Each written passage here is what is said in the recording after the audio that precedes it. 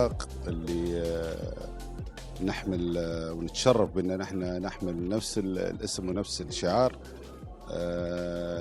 بالتأكيد لدينا رغبة قوية للاستفادة من خبرات النادي الأهلي في جميع المجالات وعلى جميع الأصعدة، أيضا لتعميق العلاقة بين الناديين وربط أواصر الود والأخوة والمحبة مع جمهور الأهلي المصري. جمهور الأهلي المصري اللي هو أعتقد يمثل الشريحة الأكبر من شعب مصر، لتوجيه رسالة حابين نوجهها.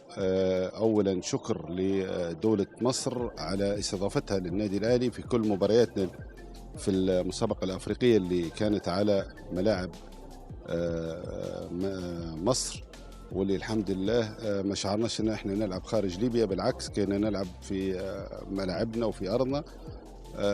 ايضا للدعم اللامحدود اللي قدمته دولة مصر ممثلة في حكومتها وفي رئيسها السيد عبد الفتاح السيسي في دعم الشعب الليبي في محنته، وإن شاء الله تكرر الزيارات ونستفيدوا من خبرة زي ما قلت لك النادي الأهلي المصري في كل المجالات وعلى جميع الأصعدة.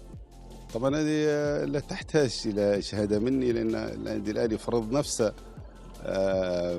يعني لما نقول نادي القرن معناه نادي القرن بكل ما تحمل الكلمة معنى، وهو يتوجها بانتصارات تلو الانتصارات وبطولة تلو البطولة.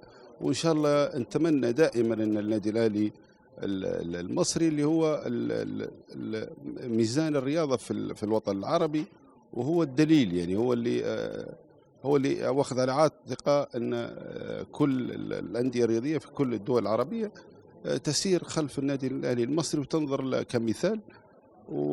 وكل ما النادي الأهلي المصري يتقدم بالتأكيد الأندية الأخرى تتقدم، لأن كلها تحاول أن تجاري أو تلاحق النادي الأهلي.